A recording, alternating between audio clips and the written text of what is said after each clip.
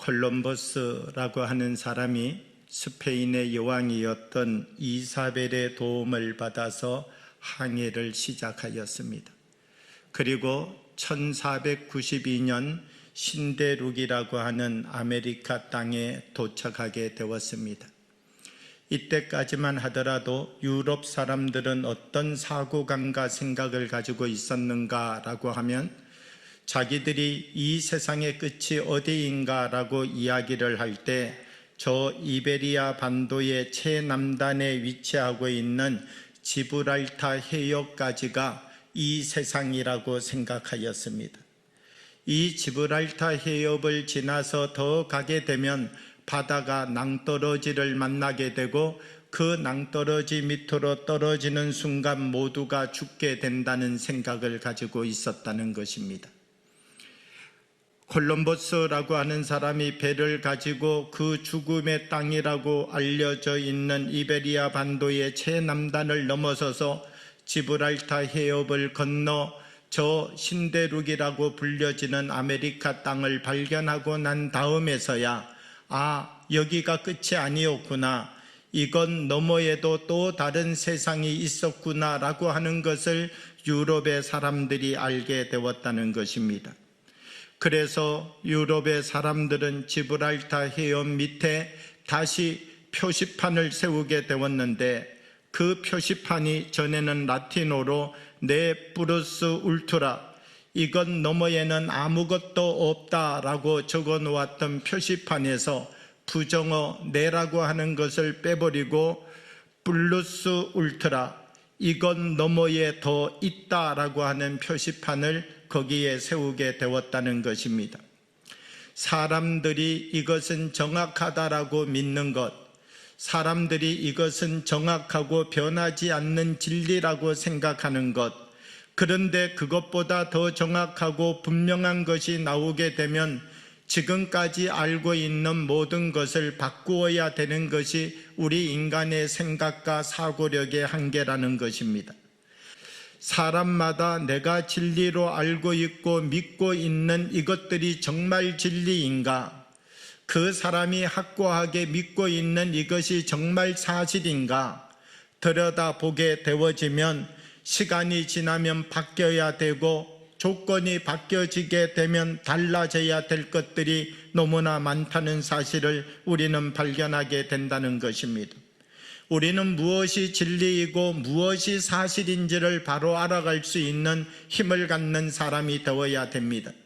내가 알고 있는 것에 붙잡혀 있는 것 아니고 내가 확신하고 나의 이성이 동의하는 것에만 이것이 진리고 이것이 사실이라고 말하는 것 아니라 이 세계의 질서가 어떻게 만들어져 있는지를 볼 수 있는 믿음의 시력을 갖는 사람이 되어야 된다는 것입니다.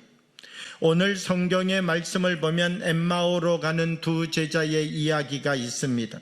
이 두 사람은 어떤 이야기를 나누면서 엠마오로 가고 있습니까? 이 두 사람이 엠마오를 향하여 내려가면서 나누는 이야기의 초점이 예수님이 십자가에 죽으셨다는 것입니다. 그러면 이 두 제자는 예수님의 부활에 대한 이야기를 듣지 못했기 때문에 예수님의 죽으심만 생각하며 엠마오로 가고 있는 것입니까? 성경을 보면 그렇지 않습니다. 이 두 사람도 부활에 대한 얘기를 듣지 않은 것이 아닙니다. 부활의 소식을 들었지만 그 사실을 믿고 동의해 줄 수 없는 것이죠.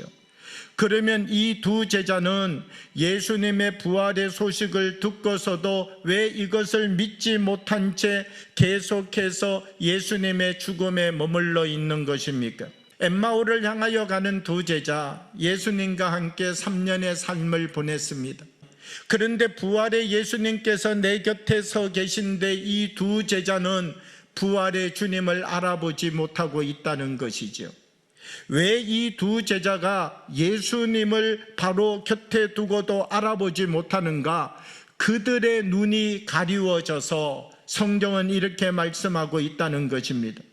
그들의 눈이 가리워져서 지금 예수님이 함께 하시는데도, 예수님이 다시 살아나셔서 옆에 계시는데도 이 사람들은 여전히 부활의 주님과 함께 서지 못하고 여전히 이들의 생각과 이들의 시각은 십자가에 죽으신 예수님께 머물고 있다는 것입니다. 이 사람들이 어떻게 할 때에 자기들의 눈에 가려졌던 것들을 비로소 걸어내고 볼 수 있는 사람이 되었습니까?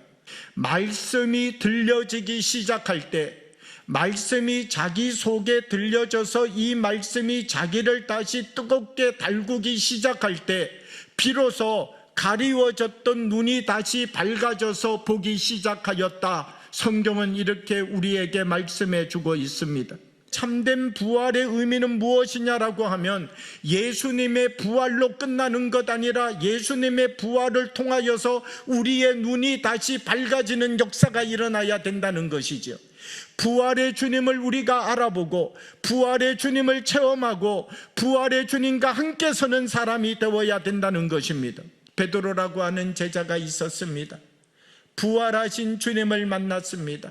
예수님께서는 베드로에게 찾아오셔서 무엇을 말씀하시느냐? 베드로야, 너가 체험한 부활의 자리는 너의 마지막 자리가 아니라 너가 다시 시작해야 될 자리이다. 이제부터 정말 너는 사람을 낚는 어부가 되어야 한다.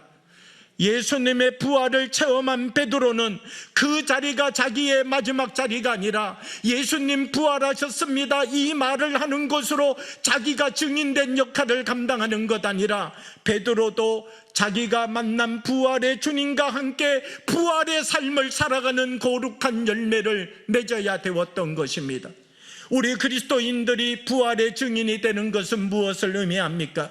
예수님이 부활하셨습니다라고 말하는 것에서 끝나는 것 아니라 우리 한 사람 한 사람이 나도 부활의 증인된 삶을 살아야 된다는 것입니다. 우리들 속에도 부활이 있는 삶을 시작하여야 된다는 것입니다. 토니 와그너라고 하는 분은 세상은 당신이 무엇을 알고 있는지에 관심이 없다. 오로지 당신이 아는 것으로 무엇을 할 수 있는지가 중요하다. 이렇게 이야기를 하였습니다. 예수님이 부활하셨다는 사실을 아는 것 중요합니다. 그런데 부활하신 주님을 아는 것만 중요한 것이 아니라 부활하신 주님을 알았다면 이것으로 우리가 어떤 삶을 살아가고 있느냐가 더 중요하다는 것입니다. 부활이라고 하는 것이 무엇입니까? 어둠을 담아내고 빛을 내어놓는 것이 부활입니다. 사망을 담아내고 생명을 내어놓는 것이 부활입니다. 우리 안에 어떤 것이 담겨진다 할지라도 세상의 것을 담아서 예수의 부활 생명을 내어놓을 수 있는 사람이 되어야 된다는 것입니다. 독일의 유명한 신학자 중에 에릭 사우어라고 하는 분이 있습니다. 이 에릭 사우어라고 하는 분은 부활절은 예수님의 부활로 시작하여 우리의 부활로 끝난다. 그러므로 우리는 이 두 개의 부활 사이에 살고 있다. 이렇게 이야기를 하였습니다. 예수님이 부활하셨는데 이 부활이 예수님의 부활로만 끝나는 것 아니라 우리의 부활로 연결되어져야 된다는 겁니다.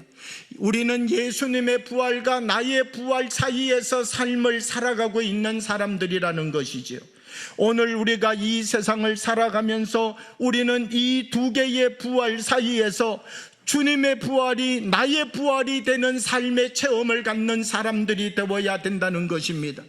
오늘 우리들이 삶을 살아가면서 우리들의 이 삶의 자리가 예수님의 부활을 우리의 삶의 자리로 다시금 이 세상 가운데 이루며 삶을 살아가는 부활의 증인들이 되기를 원합니다. 우리의 눈이 밝아져서 주님, 이제는 주님이 서신 그 자리에 나도 함께 서는, 주님이 우리에게 보여주셨던 참된 부활의 생명을 우리도 가지고 우리도 우리 안에 부활의 생명이 있음을 우리가 만나는 한 사람 한 사람에게 증거하며 살아가는 믿음의 사람이 되게 해 주십시오.